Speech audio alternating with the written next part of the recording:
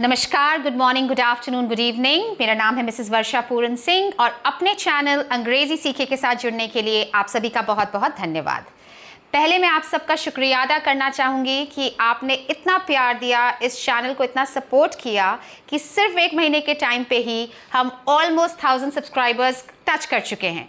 इसका मतलब ये है कि मेरा जो प्रयास है कि मुझे लगता था कि लोग अंग्रेज़ी सीखना चाहते हैं और शायद उन्हें परेशानी होती थी, शायद सही माध्यम नहीं मिल पा रहा था, वो प्रयास सही दिशा में चल रहा है। इसी वजह से आप हमारे चैनल के साथ जुड़ते जा रहे हैं।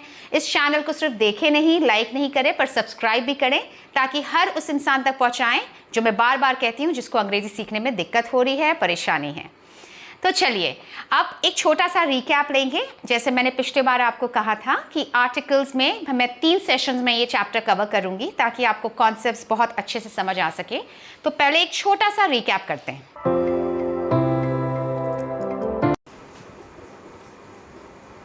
तो जो आर्टिकल्स होते हैं वो 3 तरीके के होते हैं, अ, एंड द।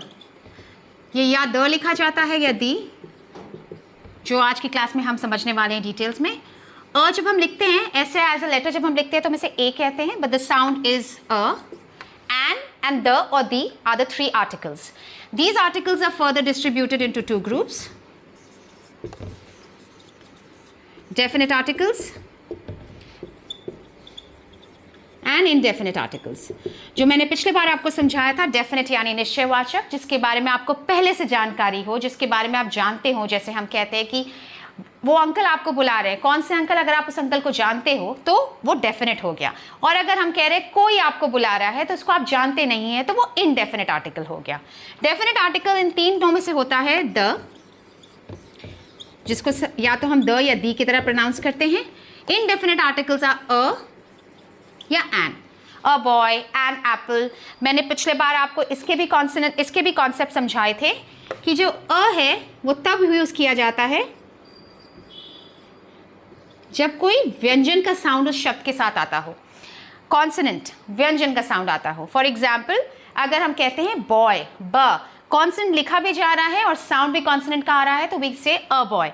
और मान लीजिए अगर मैं आपको एग्जाम्पल में देना चाहूं एन, जिसके आगे आएगा वावल साउंड, स्वर की ध्वनि अगर आ रही है उस शब्द के आगे, फॉर एग्जाम्पल एप्पल। यहां मैंने आपको बॉय का एग्जाम्पल दिया, एप्पल। अ क्या है? वावल है, A that we write, right, it's a vowel, so it will be an apple, a boy. अगर कोई ऐसा शब्द है जिसके आगे एक, मान लीजिए हम यूज कॉन्सोनेंट साउंड कर रहे हैं पर हो सकता है ध्वनि जो आ रही है वो वावल की है। अगर आपने मेरे पिछले वीडियो को ध्यान से देखा होगा तो मैंने जानबूझ के उसमें एक एरर किया था। एक शब्द मैंने लिखा था जिसमें मैंने उसके आगे एन लगाया था। पहले आई होप आपको यहां तक समझ में आ गया हो। अब मैं उस शब्द की तरफ बढ़ती हूं। वो शब्द लिखा था विच वॉज ईयर। इसको मैं हिंदी में हम लिखते हैं ईयर, और उसी के साथ एक शब्द लिख रही हूं ईयर। पिछले बार अगर आपने ध्यान से वीडियो देखा था तो मैंने इस शब्द के आगे एन लगाया था। ये लास्ट वर्ड था जो मैंने वीडियो में लिखा था। ये मैंने जानबूझ के लिखा था टू सी कि आपको ये कॉन्सेप्ट समझ में आया है। अगर आपने घर में प्रैक्टिस किया, जिसके बारे में मैं हमेशा आपको कहती हूँ कि प्लीज़ फोकस कीजिए, प्रैक्टिस कीजिए, क्योंकि जब तक आप प्रैक्टिस करेंगे, जितना आप उसे बोलेंगे, आप शब्दों के कॉन्सेप्ट, उनके साउंड्स को समझेंगे। तो मैंने यहाँ पे ये एन ईयर लिखा था। अगर ईयर एन कैसे होगा, आप देखिए गलत कैसे है।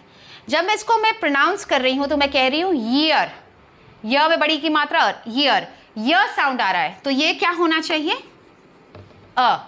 य। और जब हम ईयर लिखते हैं, मैं य छुपा देती हूँ तो ये साउंड ई आता है। E is a vowel, it's a vowel sound, तो यहाँ हो जाता है एन।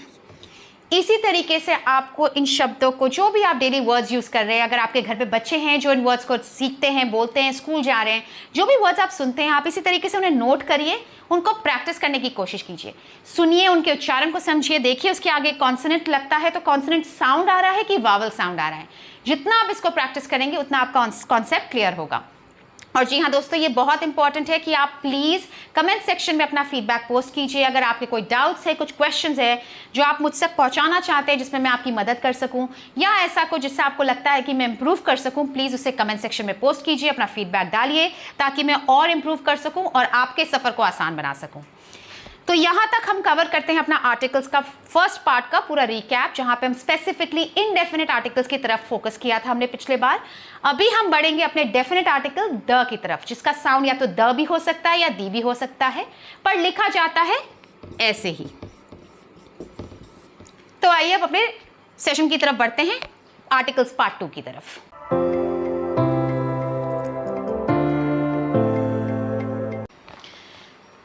मैंने जैसे कहा, आज हमारे लेसन 2 में हम डेफिनेट आर्टिकल्स द के बारे में पढ़ेंगे।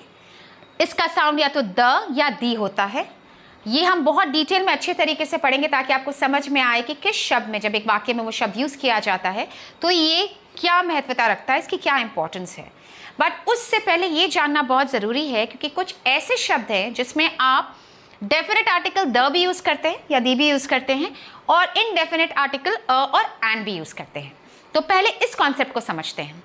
जैसे मान लीजिए कोई ऐसी चीज़ है जिसके बारे में आप जानते हैं, या कोई ऐसा इंसान है जिसको आप जानते हैं, कोई ऐसी वस्तु है जिस चीज़ के बारे में आप जानते हैं, पर्टिकुलर चीज़, यूनिक चीज़, खास चीज़, नॉन चीज़ जिसके बारे में आप जानते हैं, तो हम हमेशा द यूज़ करते हैं, या उसका साउंड दी भी हो सकता है।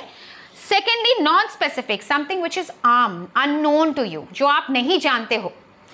जैसे कि मैं कह रही हूँ एप्पल, इतने सारे एप्पल है मार्केट में, आप एक पर्टिकुलर एप्पल की बात नहीं कर रही, बहुत सारे एप्पलों की बात कर रहे हैं, बहुत सारे सेब की बात कर रहे हैं, तो वो बहुत सारे हैं, नॉन स्पेसिफिक है, अननोन है, किसी एक एप्पल की बारे में बात कर रहे हैं, तब वो हो जाता है अ और एन।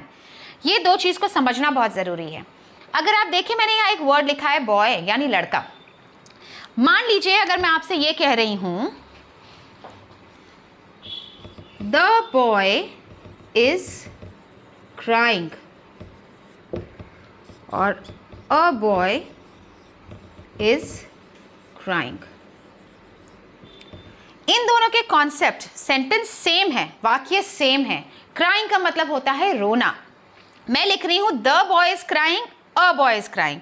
द बॉय मतलब ये लड़के को आप जानते हैं, कौन सा बच्चा है, कौन सा लड़का है जो रो रहा है, उसे आप जानते हैं, तो द मतलब वो लड़का रो रहा है जिसके बारे में आप कहना चाहते हैं।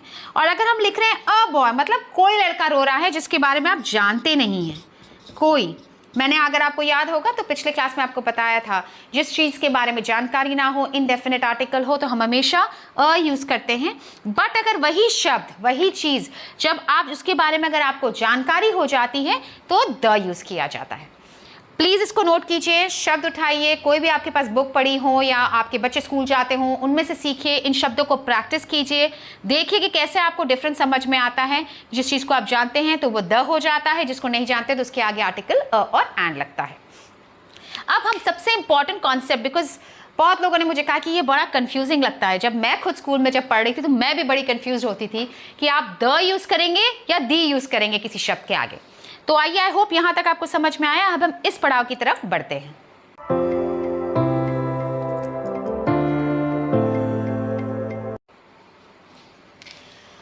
So let's understand the concept of definite articles the or the, why the sound changes of this particular word which is spelled as the, the or the।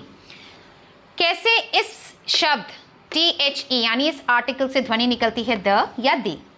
अगर आपको याद होगा तो मैंने आपको बताया था कि अ जब हम यूज़ करते थे इनडेफिनेट आर्टिकल, जब भी वो किसी वावल के आगे लगता है, कोई वावल साउंड आता है उस शब्द से, तो हम उसके आगे लगाते थे एन।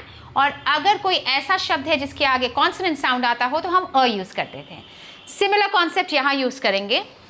अगर कोई भी शब्द जो पहले शुरू होता है, फॉर एग्जाम्पल लिख लीजिए बॉय, ब, अगर शब्द के से आपको पहले अक्षर से कॉन्सोनेंट की साउंड आती है तो हम द यूज़ करते हैं, और अगर उस शब्द के पहले अक्षर से आपको वावल की साउंड आती है, यानी स्वर की साउंड आती है, तो आप उसे दी यूज़ करते हैं। आइए कुछ एग्जाम्पल से इस कॉन्सेप्ट को समझते हैं। अगर आप देखेंगे तो मैंने यहाँ पे यर, बॉय एंड ऑनेस्ट लिखा हुआ है, सबके आगे मैंने टी लगाया हुआ है। देखते हैं इनके उच्चारण कैसे बदलते हैं। यर को हम प्रोनाउंस करते हैं य की बड़ी की मात्रा अ आर, यर, तो साउंड आ रहा है य, विच is a consonant sound, so it is the. Boy, जैसे मैंने अभी आपको समझाया, अगर इस पे कॉन्सोनेंट साउंड है पहले लेटर से तो हम कहेंगे द बॉय। यहाँ पे देखिए, मूवीज आप देखते हैं, हमेशा आप देखते होंगे आता है लास्ट में एंड, दी एंड। क्यों दी? क्योंकि ई ए साउंड है which is a vowel sound, तो हम यूज करेंगे the and. Honest, a sound again which is a vowel sound, स्वर की ध्वनि है, तो हम यूज करेंगे दी ऑनेस्ट। सिंपल सा कॉन्सेप्ट है, ज़्यादा कंफ्यूज मत होइए। अगर किसी भी शब्द के पहले अक्षर से आपको कॉन्सोनेंट की साउंड आ रही है तो आप द यूज़ करेंगे, और किसी भी शब्द से अगर आपको वावल की साउंड आ रही है पहले अक्षर से तो आप दी यूज़ करेंगे। आप प्लीज़ इन शब्दों को जो मैं आपको होमवर्क में दूंगी उनको प्लीज़ प्रैक्टिस कीजिएगा। Try and understand the difference कि कब द और दी लिखा जाता है। नेक्स्ट क्लास में मैं आपको ये द और दी का कॉन्सेप्ट और डिटेल्स में समझाऊंगी, बिकॉज इसके कुछ और भी रूल्स हैं, कुछ और भी तरीके हैं इनको समझने की। आज हमने 2 पार्ट समझे कि कब द यूज़ किया जाता है और कब अ और एन यूज़ किया जाता है इनडेफिनिट एंड डेफिनिट आर्टिकल्स के लिए, प्लस ये साउंड कब चेंज होता है, द या दी यूज़ होता है, ये भी हम अब समझ रहे हैं। अब नेक्स्ट क्लास में हम इस कॉन्सेप्ट को और डिटेल में समझेंगे, कुछ और रूल्स मैं आपको समझाऊंगी जिससे आपको मदद मिलेगी। आशा करती हूँ आज के क्लास में आपका ये कॉन्सेप्ट क्लियर हुआ होगा। दोस्तों प्लीज़ इसे प्रैक्टिस कीजिएगा और अपने इस चैनल को लाइक करना, सब्सक्राइब करना और शेयर करना ना भूलें, क्योंकि आपको नहीं पता कौन ऐसा है जो अंग्रेज़ी सीखना चाहता है पर उसे इस चैनल के बारे में ना पता हो। तो फिर से अपने इस चैनल अंग्रेजी सीखे के साथ जुड़ने के लिए मिसेस वर्षा पूरन सिंह की तरफ से आप सभी को बहुत बहुत धन्यवाद। अपना ख्याल रखें, खुश रहें, स्वस्थ रहें और याद रखें अंग्रेजी एक बहुत ही आसान भाषा है। नमस्कार।